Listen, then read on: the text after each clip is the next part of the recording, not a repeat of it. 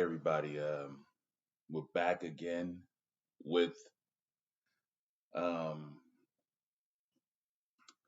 another video discussing um, why it's so difficult to move on and heal after a narcissist. A lot of times we talked about healing and everything that entails. We discussed the factors of what makes it so difficult to move forward. Excuse me, after you've dealt with an individual like this. And I believe from, time to time, a lot of people, in some cases, not all, this affects them so much to where it robbed them mentally, psychologically of their innocence, right? Because you have a certain set of beliefs that you go into a situation with, as you come up, as you grow, as you were taught of how things go, right? You got, you know, put on and you went through, your phases of life. You grew up to be an adult, and some of the teachings and the things that you came up around that was instilled in you didn't always fit in the world outside of the people who you were most common with or whatnot. Or you grew up in a toxic situation and you were looking to seek refuge in people who you believed had your best interest at hand down the line. Well, what ended up happening is you got a rude awakening and found out that many of these beliefs, many of these things in which you thought to be or that you felt was going to occur with connections didn't end up being that way. And then you ran into a narcissist, right? You ran into a narcissist and they totally shook the foundation and the core beliefs that you had about how human interactions go and accordingly in that way.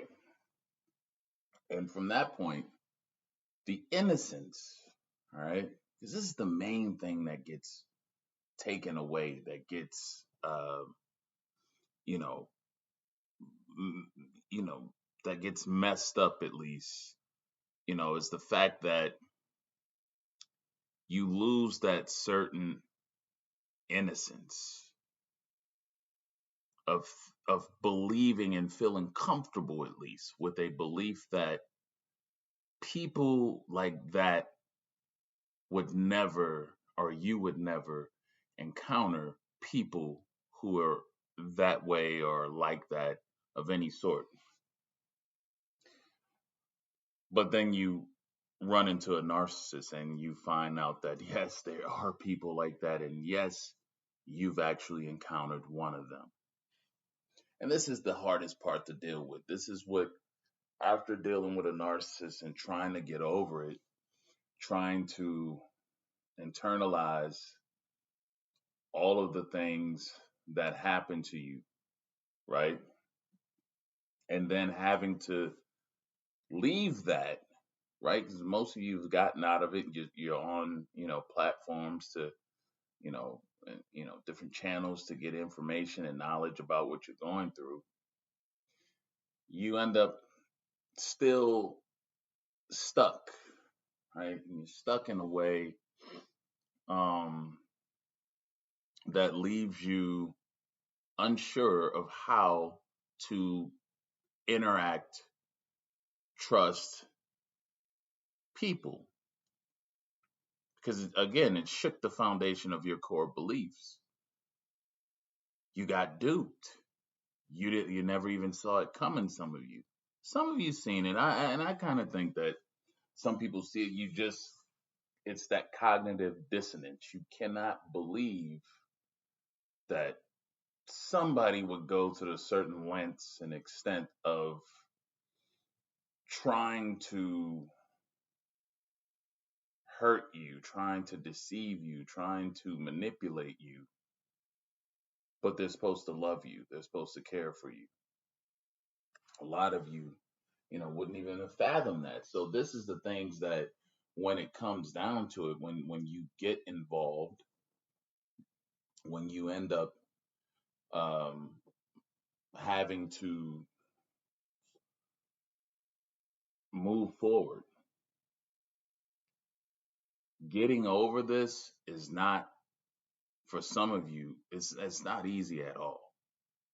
For some of you, getting over and moving on with your life is even more scary. Yeah, because the trauma, this is where that trauma comes into place. The trauma of knowing, like, wow, there really are people out here like this. And it definitely leaves a impact on your brain, on your mind, to where you can't unlearn or unexperience what you went through. So it's gonna stick there. So in the back of your head, every time you encounter or meet with somebody, it's gonna be there. So the biggest thing is, how do you get to a point of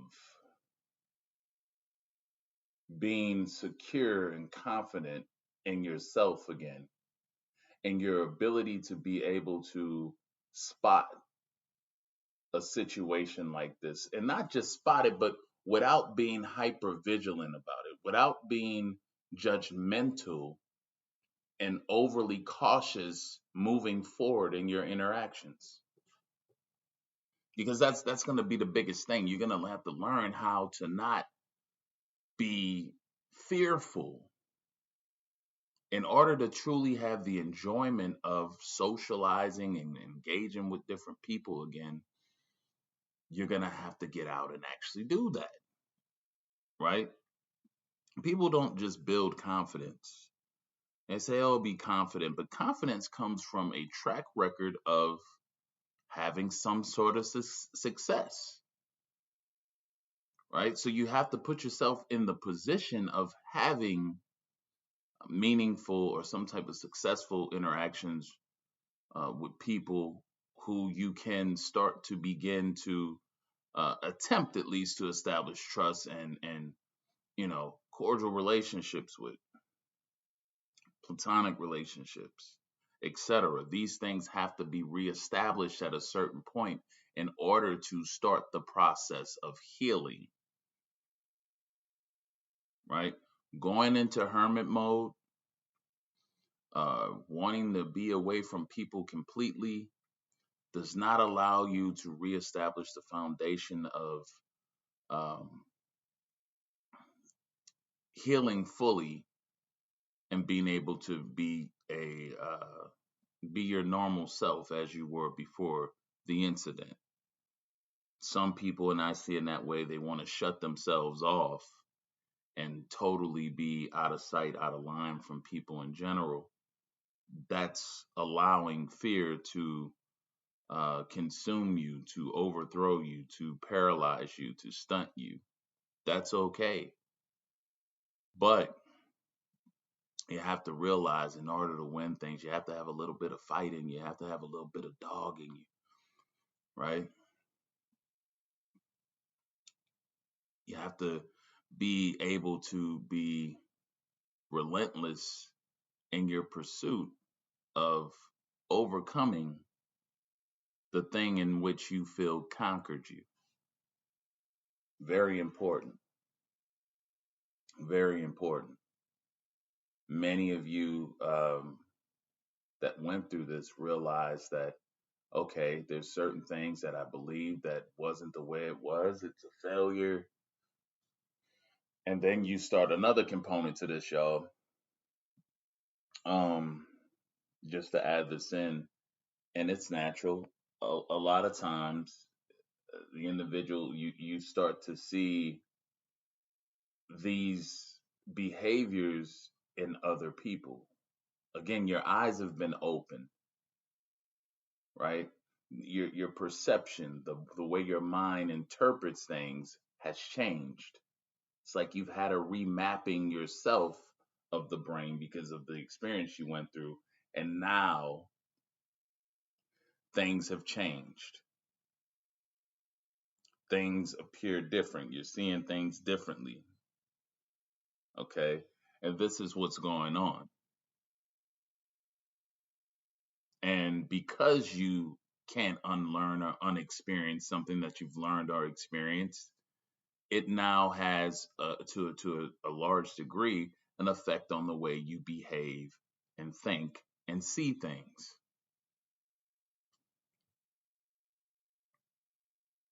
So in these instances, and when you came across that, you start to see that, ooh, this person is acting like the ex narc or so forth. All right. Ooh, I see a lot of narc tendencies. That's gonna happen. And I say this all the time. Just because you see traits and tendencies does not 100% solidify and verify that that person is a full-fledged narcissist. But people who get this information, they've had these experiences, you can't tell them any difference. They will not make distinctions. They will generalize and go across the board. Now, when you get to that point of just generalizing, yes, everybody's going to look like a narcissist. Yes, you're going to react in the same way to everybody because, oh, everybody's a narcissist at that point, that you see one thing within someone that appears narcissistic or something that triggers you, and you fold up and go into a shell because, oh no, not again. I'm about to run into another narcissist. And the question is, how do you overcome that fear? How do you be able to still be, because again, some of you work with people who you may feel have narcissistic traits or tendencies, or you may believe and be sold on that they're full-fledged narcissists, but you have to deal with them, right? And they may or may not be, but because you've had an intimate, close encounter with the narcissist, that really change the direction of how you move and how you engage with people, you begin to have a certain fear or overreaction to those who you may perceive to be of the like. That's a big thing you have to be able to, try to get over and have confidence that narcissists cannot hurt you unless you voluntarily and willingly participate moving forward, right? There's things that you've learned through these instances that's going to be key to protecting you. I know some of you may not really understand that, but once you've learned and experienced certain things, the identification of it becomes 10 times easier. The self protection from it becomes a lot easier as well. So that just knowing that should allow you to be at ease and okay and being at peace and confident to know that um, you don't have to necessarily be paralyzed with fear because you may possibly be dealing or have to work with or whatever a narcissist. What do we always talk about? Boundaries, right? Having the right boundaries set in place so that if indeed you are dealing with a narcissist, um, your boundaries are going to govern the type of uh, accessibility an interaction that you have with that narcissist to protect you in the first place. If you have set boundaries up, let's face it, guys, most of this happened because of poor boundaries that weren't enforced in order to impede on the narcissist's, um, you know, uh, access to you at least. The boundaries weren't in place. And again, even now, if you don't have solid boundaries put in place, yes, you will be open to not only narcissists, but anyone else who is trying to impose their will over you. Healthy boundaries is a necessity. You have to have them. You have to have healthy boundaries put in place, or else these type of situations, these type of things will repeat themselves. Yes. As long as you have corrected the boundaries which were not up when you were dealing with the narcissist, as long as you've identified those, corrected them, and made the right steps to that, to change it, and you will enforce it, and you're enforcing it, you don't have a whole lot to worry about moving forward. For those of you still listening, make sure you hit the thumbs up, man. Just help the video get around. If you want to be able to get the notifications when they come out, to see the video or whatnot, that's what the thumbs up helps. It helps to, you know, get you informed when these videos are coming out as well. But yeah, the boundaries, that's key. That's important. A lot of you, you know, are too overly, how can I put this? You're too, accepting to just let things go, right? You see it's wrong, you don't like it, but instead of opening your mouth and saying something about it, you allow it to go by, and you tell yourself, well, the next time they do this, I'm going to say something. Next time comes and you don't say anything. And then it just keeps going and going and going till you're finally fed up with it. And at that point, you'd have been ran over and trampled so much. So now you feel, you know, you're really feeling like, man, they really took me for a loop and I didn't get any payback or anything, and I put up with all of this. Well, again, this is where your boundaries come into place, to have to, to be able to allow you to say, no, because I know where this is going. I know where this is headed, and I'm not going to play or put myself in line with getting the short end of the stick. I'm not going to do it. And that's part of having that foresight. you know Let your boundaries, don't be afraid to push your boundaries out front, to establish some understanding about how things are going to go with you and whoever you're dealing with, regardless of whatever the situation may be. And I'm not going to keep this going too long, everybody, but just want to say that, quick note too, the I'll be visiting some cities. I'm going to be doing something coming up in Houston, and I have the No Narcissist Allowed social. This will be a greeting where I'll be speaking on things, and we'll have this will be a good way to network and meet others and other survivors as well.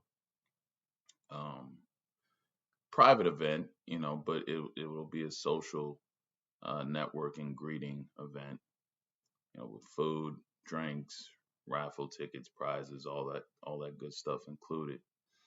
And I believe Houston, yes, will be our first destination of doing this, and it'll be good. It'll be good. Yeah, it'll be refreshing, and just some stuff that's speaking on about overcoming and stuff like that. I know a lot of you've been doing this and have, really got yourself grounded with the knowledge, but it's like, what's the next step, right? What's the next step? And how do we uh, put ourselves at least in a position to be um, content, peaceful, happy, and still being able to get back out and socialize and connect with good people who are like, and make new connections, make new friends, all that good stuff. So I'll be putting out more information on that and how you can attend if you're interested. Um, but anyway, I'll end it here.